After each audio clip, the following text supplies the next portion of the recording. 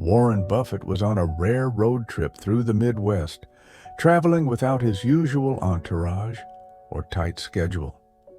He wanted time to think, unhurried and disconnected from the daily bustle of markets and meetings. Late in the afternoon, a flickering neon sign caught his eye, a small roadside diner, seemingly abandoned. The sign read, "Harlan's Diner," but half the letters no longer lit up. Hunger nudged him to stop, and curiosity sealed the decision. As he parked his sedan out front, he noticed torn posters in the windows, a faded open sign dangling by a single nail. Still, a faint glow inside suggested at least someone was there. Buffett stepped through the creaking door, half expecting total darkness. Instead, he found a single overhead lamp illuminating two tables, one occupied by a lone figure in ragged clothes. Behind a worn-out counter stood an elderly cook who greeted Buffett with a polite nod. The place smelled of stale coffee and lingering grease, as if it had served countless truckers over the decades. Despite being close to closing, if it was even technically open, Buffett's presence didn't seem to surprise the cook. "We've got one last plate of the day left," he said, tapping a handwritten menu scrawled on a piece of cardboard. Seated by the window was a man in tattered clothing, his unkempt hair suggesting he'd been on the road far too long. He glanced at Buffett briefly, then returned to staring at the bare table. Something about his posture spoke of exhaustion and a hesitance to hope.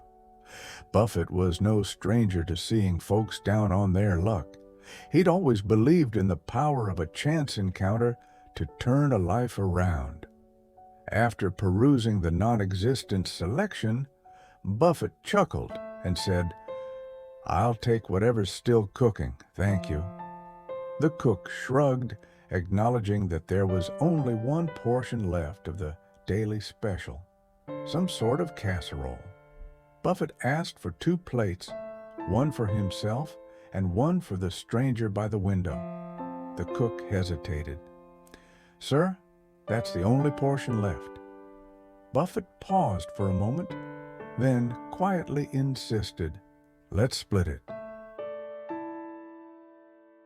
When the cook set down 2 small plates with half portions, Buffett carried them over. Approaching the stranger, he offered one plate with a kind smile. The man looked startled, clearly unaccustomed to such gestures. "Name's Warren," he said simply, placing the meal in front of him.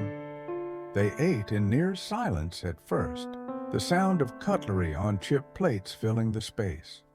Gradually, Buffett asked simple questions. "Been traveling long? How are things?"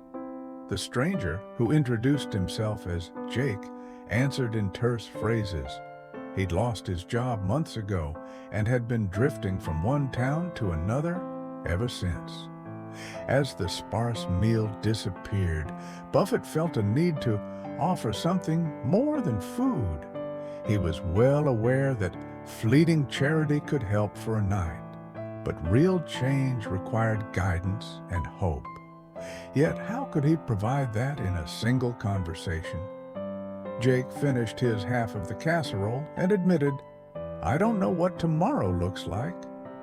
Buffett gently replied, "None of us truly does. But sometimes just a bit of direction can help us see further." Remembering he always carried a small notepad, Buffett rummaged through his jacket pocket and pulled it out. Flipping to a blank page, he began writing down a few principles, the simplest tenets that had guided his approach to life and investment. He jotted short lines about living below your means, continuously learning, and focusing on long-term value rather than short-term gains. Jake looked on curiously. When Buffett slid the notepad over, Jake hesitated, glancing at the scribbled advice.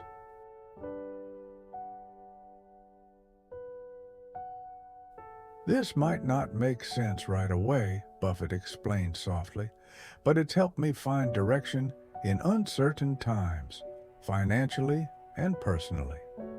There, in a rundown diner, he shared wisdom gleaned from decades of successful investing, distilled into a few lines that could fit in any back pocket. Jake read each line carefully, nodding here and there. He confessed he had no idea how any of that could help him, given he was broke and homeless. Buffett reassured him, "It's not about having a lot of money to invest right now. It's about shifting how we see opportunity. Even a spare dollar, well placed, can be the start of something bigger. And knowledge, well, that's free to keep learning."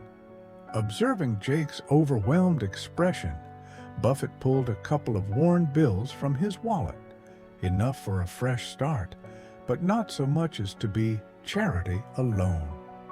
"It's a bridge," he explained.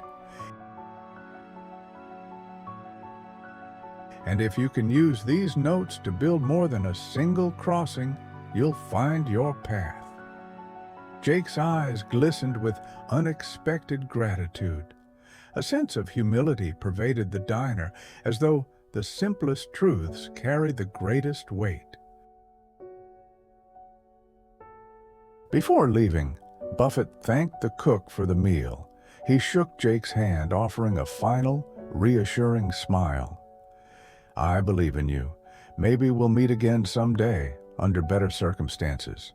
Until then, keep learning about yourself, about the world. Small steps." Jake nodded, the spark of possibility igniting in his tired eyes. Outside, the wind had picked up, scattering dust across the diner's parking lot.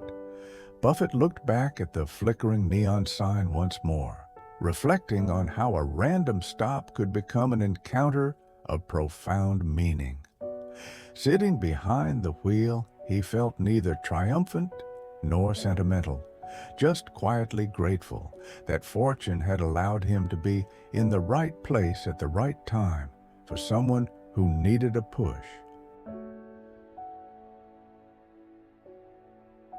He drove off, reminded that the wealth worth sharing isn't always found in bank statements, but in the guidance and empathy we give each other.